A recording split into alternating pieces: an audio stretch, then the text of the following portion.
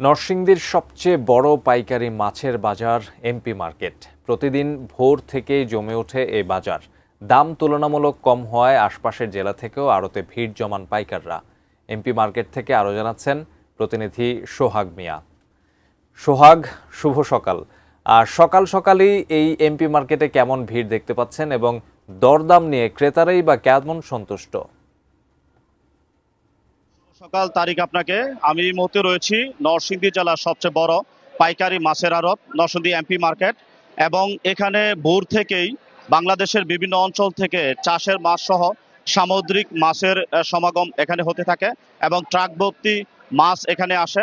এছাড়াও এখানে সুলভ মূল্যে প্রায় সব ধরনের মাছ পাওয়ায় নরসিংদী জেলার যারা পাইকারি ক্রেতারা রয়েছেন, পাইকারি ক্রেতা নরসিংদী জেলা সহ এবং পার্শ্ববর্তী যে জেলাগুলো রয়েছে সেই জেলার পাইকারি ক্রেতারা এখানে এসে ভিড় জমান। পাইকারি ক্রেতারা জানিয়েছেন যে নরসিংদী যে এমপি মার্কেট রয়েছে এটি শুধু নরসিংদী জেলার নয়, বাংলাদেশের অন্যতম একটি পাইকারি মার্কেটগুলোর মধ্যে একটি। এখানে তারা চাষের মাছ সহ দেশীয় মাছ সহ সামুদ্রিক যে মাছ রয়েছে সেই মাছগুলো তারা এখানে সুলভ মূল্যে কিনতে পারেন এবং তাদের যে নিজস্ব অঞ্চলগুলো রয়েছে সেই অঞ্চলগুলোতে নিয়ে খুচরা বাজারে মাছ বিক্রি করে তারা মুনাফা অর্জন করতে পারেন।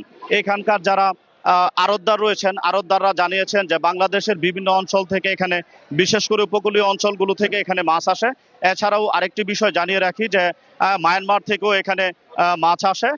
এছাড়া এখানকার যারা আড়তদার রয়েছেন তারা জানিয়েছেন যে এখানে প্রায় 30টি আড়ত রয়েছে এবং এই 30টি আড়তে প্রতিদিন প্রায় প্রত্যেকটা আড়তে আলাদা আলাদা করে প্রায় 10 থেকে 15 লক্ষ টাকা করে বেচা কিনা হয় এবং সকাল 5টা থেকে 8টা পর্যন্ত এই 3 ঘন্টার ব্যবধানে প্রায় প্রতিটা মার্কেটে আড়তে 10 থেকে 15 লক্ষ টাকা করে বেচা কিনা, সেই হিসাব অনুযায়ী প্রায় 2 থেকে 3 কোটি টাকার মাছ এখানে বেচা কিনা হয়ে থাকে।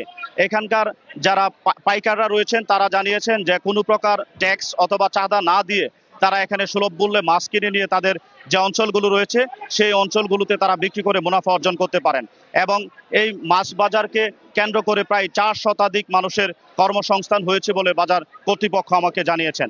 এই ছিল নরসিংদী থেকে মাছ বাজারের সবশেষ খবর।